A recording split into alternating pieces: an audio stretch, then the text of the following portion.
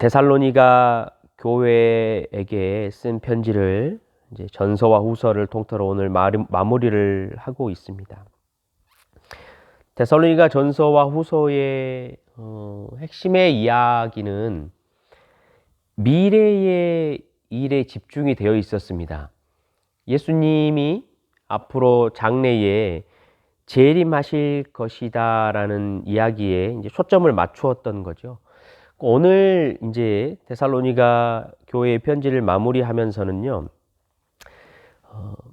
미래의 일에 집중하는 것이 아니고 지금 현재 교회와 성도가 어떻게 실질적인 삶을 살아갈 것이냐라는 것에 다시 초점을 맞춥니다. 왜냐하니까 불법의 비밀이 이미 이 땅 가운데 시작이 되었고, 또 특별히 데살로니가 교회 성도들은 핍박을 받고 있으며 거짓 교사들이 너무나 많이 있었던 시대였죠. 장래에 있을 예수 그리스도의 재림을 소망하며 기다리는 것이 굉장히 중요합니다. 그렇지만 그 장래에 예수 그리스도가 재림하실 것이라는 그 소망을 바로 가지고 지금 오늘 성도가 어떻게 실제적으로 살아가야 할 것인가 또한 굉장히 중요합니다. 성도가, 교회가 어떠한 책임감을 가지고 신앙을 해 나아갈 것인가가 굉장히 중요하다라는 거죠. 그래서 오늘은 이제 바울이 이제 성도들에게 오늘을 살아내야 하는 실제적인 신앙의 지침을 주고 이제 편지를 마무리합니다. 핵심은 그것입니다. 첫 번째는요, 기도를 부탁하는 거예요. 기도가 굉장히 필요하다라는 거죠.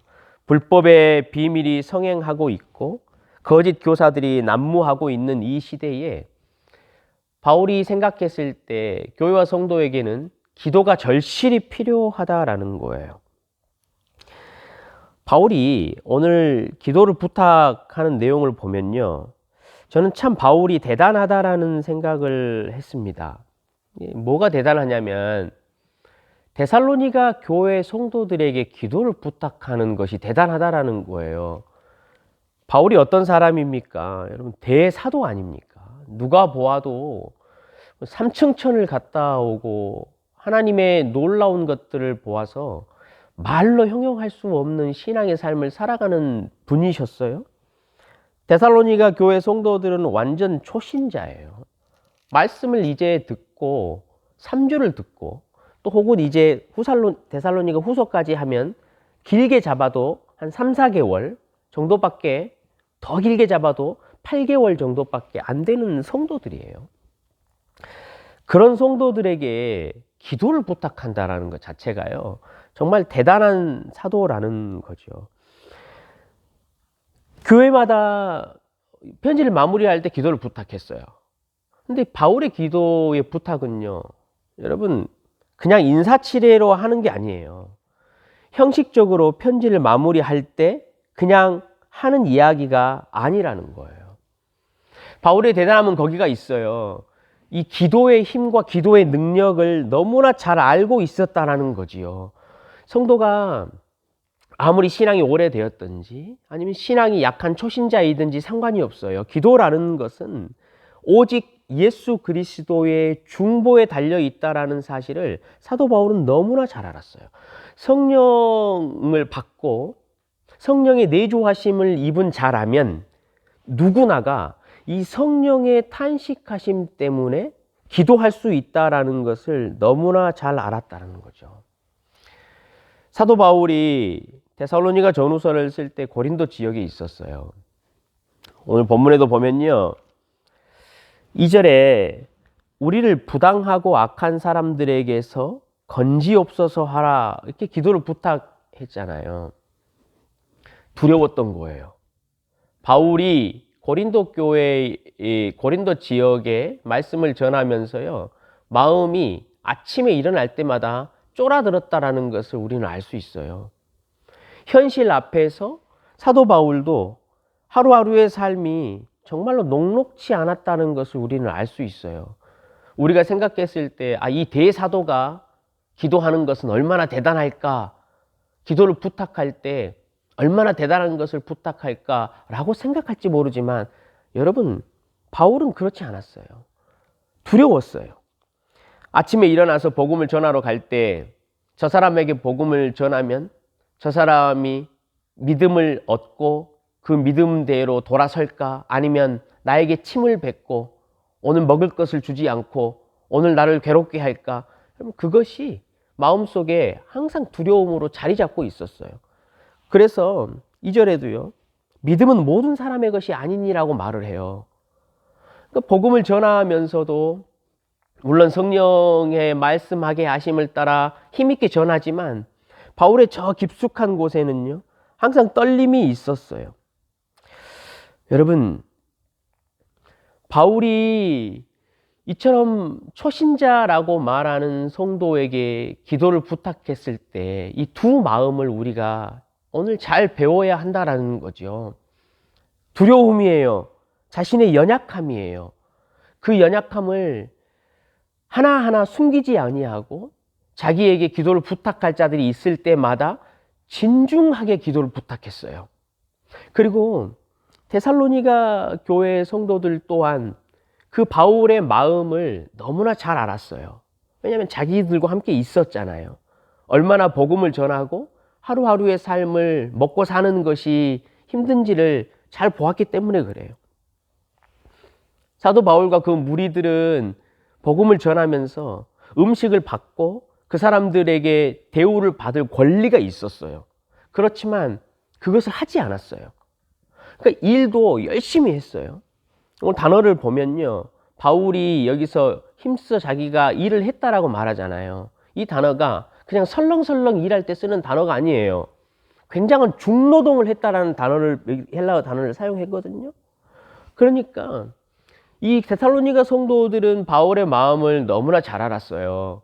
복음을 전하고 핍박을 받고 고난을 당하면서도 자신들이 먹어야 할 것들을 힘써서 애쓰며 일하는 모습을 본 거예요. 그러니까 기도를 부탁받았을 때 그 바울의 마음과 일치가 된 거죠. 바울이 그래서 기도를 부탁할 수 있었던 거예요. 자기 하루의 삶을 살아내기 위해서 내 기도만으로 힘드니까 초신자이지만 이 성도들이 나를 위해서 기도해주는 이 예수 그리스도의 중보의 기도의 힘을 믿었다라는 거지요. 그것이요. 오늘 이 시대를 살아가는 저와 여러분, 우리 성도들이 마땅히 깨달아야 할 거예요. 성도 여러분, 가장 손해보며 신앙생활을 하는 성도가 어떤 성도인지 짐작가시지요? 기도하지 않는 성도예요. 정말로 매일매일 손해를 보고 살아가는 거예요. 기도는 내 힘에 있지 않아요. 제가 항상 말씀드리지만 기도는 저 성도가 연약해서 초신자이기 때문에 기도를 잘하고 못하고가 아니에요. 기도는 예수 그리스도의 중보에 달려 있어요. 성령께서 함께 하심으로, 함께 탄식하심으로 우리의 기도를 인도하시는 것에 달려 있어요. 성도 여러분, 이 기도의 힘과 능력을 믿고 누리십시오. 기도를 부탁하세요. 주변에 동역자들이 있거나 혹은 함께 신앙생활하는 공동체가 있거나 할 때 인사치레로 부탁하지 마시고 기도를 진중하게 부탁하세요. 그분이 신앙이 약하든지 그분이 신앙이 강하든지 여러분 상관없어요. 기도는 예수 그리스도의 중보에 달려 있어요. 또한 우리가 기도의 부탁을 받을 때에도 여러분 마찬가지예요. 그냥 인사치레로 받지 말고 데살로니가 교회 성도들이 바울의 마음 안에 깊숙이 들어갔던 것처럼 기도하기 전에 그 사람의 마음과 그 사람의 생각과 그 사람의 삶이 어떤 지경에 있겠구나라고 우리의 마음에 공감할 수 있는 그 은혜를 구하면서 기도를 그렇게 부탁받고 또 기도해 줄 수 있는 저와 여러분이 되었으면 참 좋겠어요. 바울이 기도한 핵심을 여러분 한번 보십시오.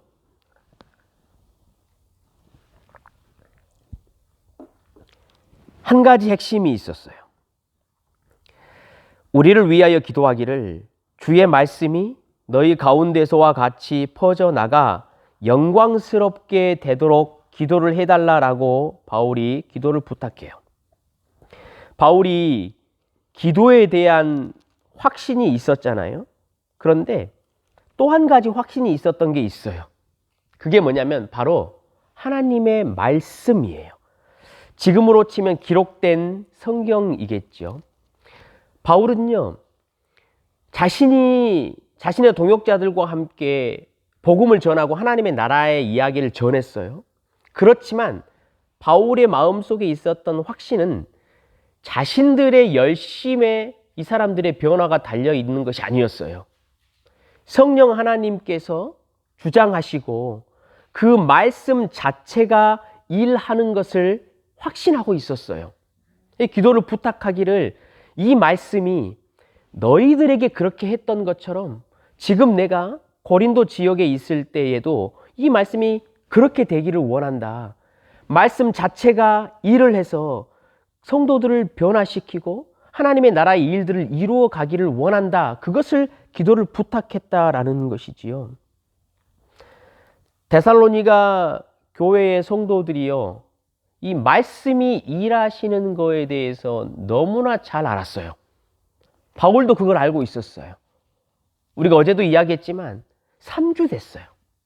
겨우 3주. 3주 동안에 하나님의 말씀을 전했을 때 그 말씀이 얼마나 퍼져나가고 얼마나 데살로니가 지역에 있는 그 이방인들을 변화시키고 그들에게 굳건한 믿음을 심어주었는지 바울은 너무나 잘 알았어요. 그래서 기도를 부탁하는 거예요. 성령 하나님께서 너희들에게 그 3주 동안 역사하셨던 그 역사가 내가 이 고린도 지역에 있을 때나 혹은 나중에 복음을 전할 때도 일어나기를 너희들이 기도 좀 해달라. 너희들이 그 마음을 제일 잘하지 않느냐라고 지금 기도를 부탁하는 거예요. 데살로니가 여러분 전서에 보면요, 이렇게 돼 있어요. 데살로니가 성도들이 바울의 말을 들을 때 사람의 말로 듣지 않고 하나님의 말씀으로 들었다라는 거예요. 그러니까 지금 바울이 그 마음이 도대체 뭐냐라는 거예요. 너희들이 그 마음을 제일 잘 아니까 이 다른 이방인들을 위해서도 그 마음을 가지고 좀 기도를 부탁한 거거든요. 데살로니가 후서 1장 10절에도 똑같이 말씀하고 있어요. 내가 증거했던 그 증거가 너희들에게 믿어졌다라는 표현을 해요. 바울은요, 확신한 거예요. 아, 이것이 내가 할 일이 아니고 나의 열심이 있다고 손치더라도 이것은 반드시 성령께서 그 말씀 자체를 가지고 역사해 주셔야지만이 이런 하나님의 나라의 일들이 일어나는구나 라는 것을 정확히 목도한 거예요. 그것을 데살로니가 성도들이 너무나 잘 알고 있었다라는 것이지요. 4절, 5절을 여러분 내용을 한번 쭉 봐보세요. 눈으로 봐보십시오. 그렇게 기도를 부탁하고 하나님의 말씀 자체가 성도에게 일하는 것을 바울이 소망하고 기도했던 이유가 있어요. 이렇게 돼 있지요. 하나님의 말씀을 너희가 이제 행할 것을 주 안에서 확신하노니라고 4절을 이야기하면서요. 5절에 이렇게 말해요. 그 말씀이 너희 마음을 인도하여서 하나님의 사랑과 그리스도의 인내에 들어가게 하기를 원하노라 라고 말해요. 5절에 주께서라고 주어를 이야기하고 있지만 사도 바울의 입장에서는요, 이 주께서라는 주어와 주의 말씀과는 항상 동일한 의미예요.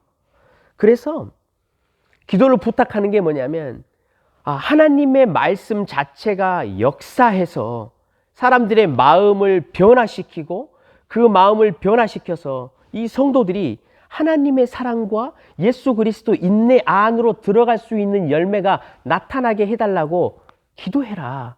여러분 그렇게 부탁을 하고 있는 거지요. 하나님의 말씀에 그 자체 역사가요, 잘못 일어나게 되면 어떤 일이 일어나는지 또한 이제 6절에서부터 가르쳐 줘요.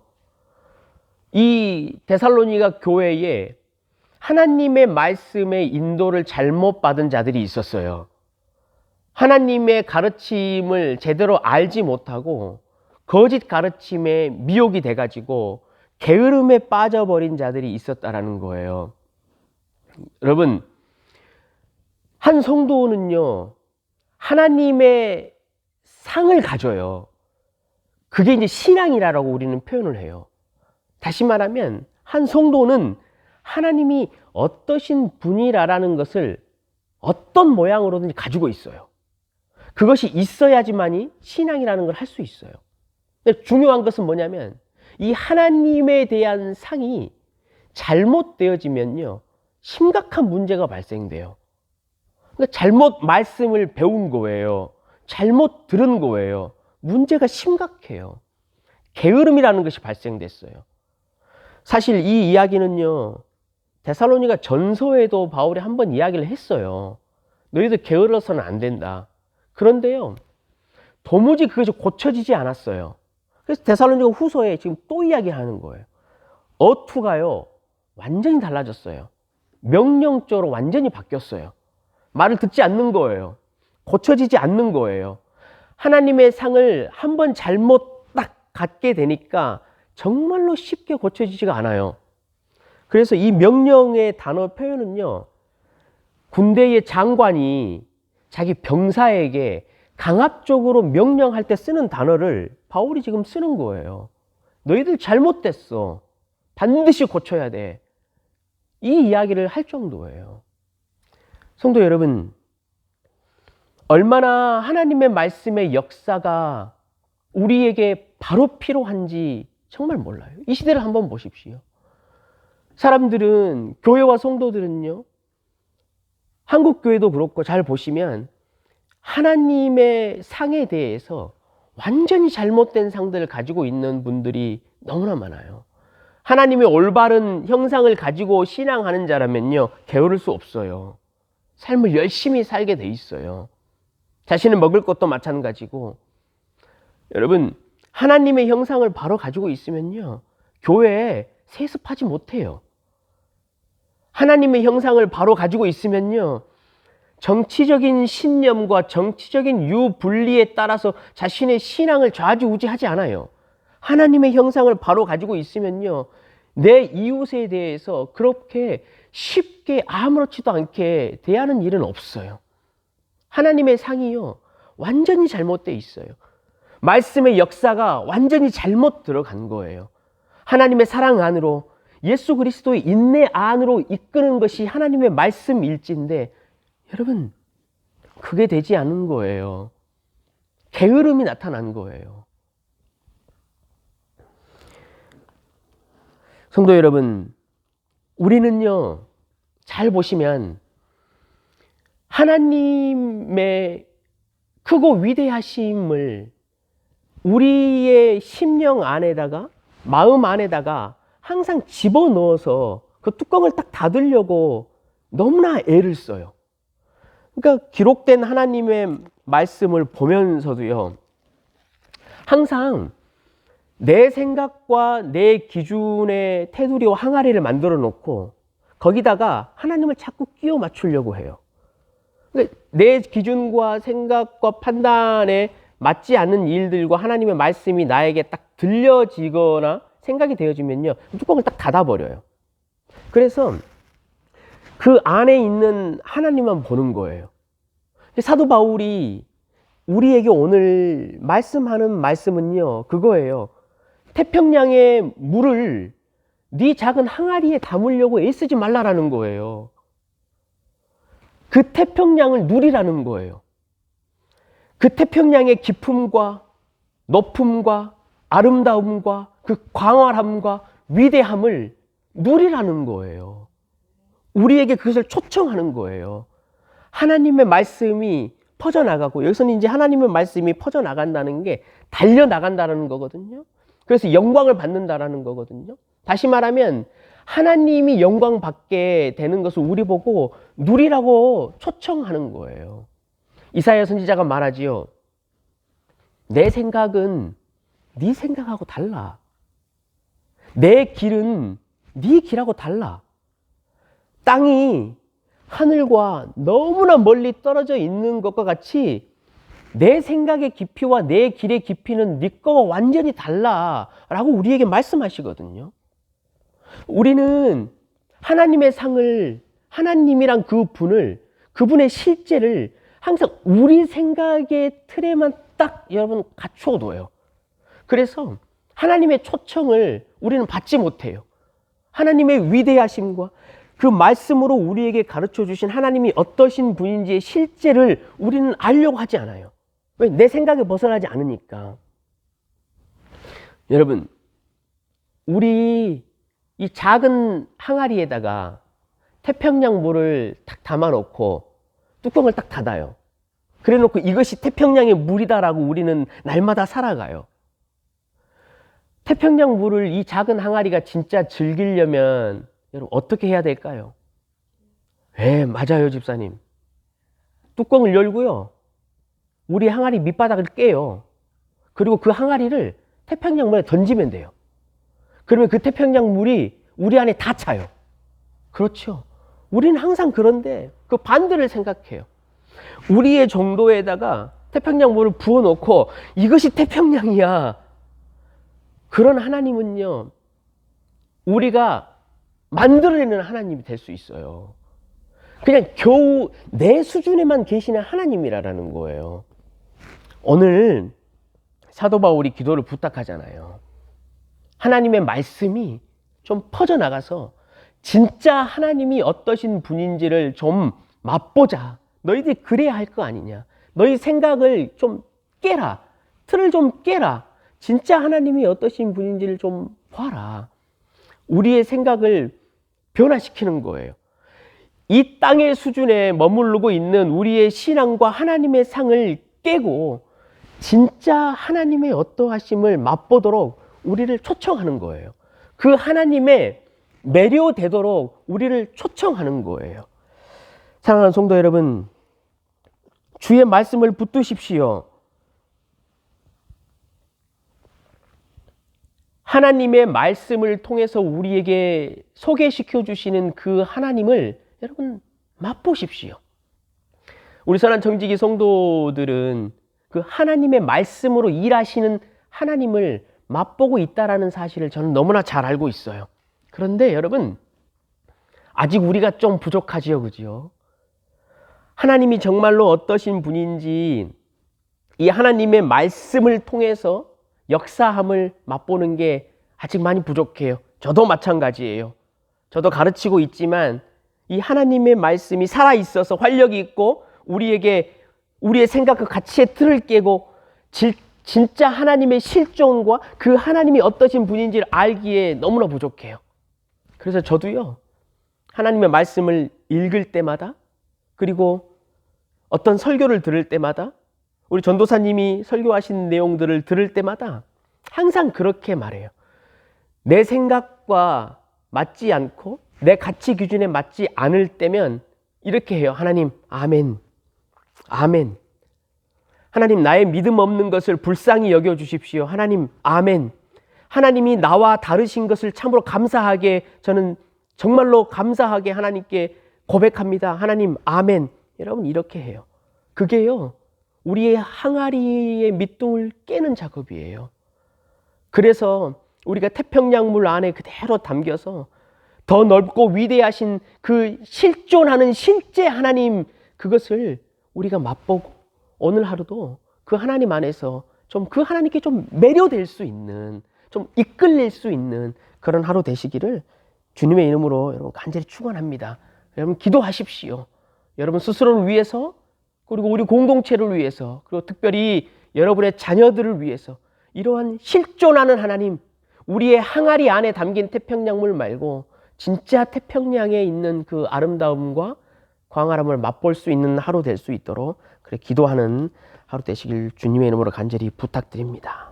주님, 우리는 하나님을 항상 우리의 테두리 안에 가두어 놓고 우리가 만들어낸 하나님을 참 하나님이라 생각할 때가 너무나 많이 있습니다.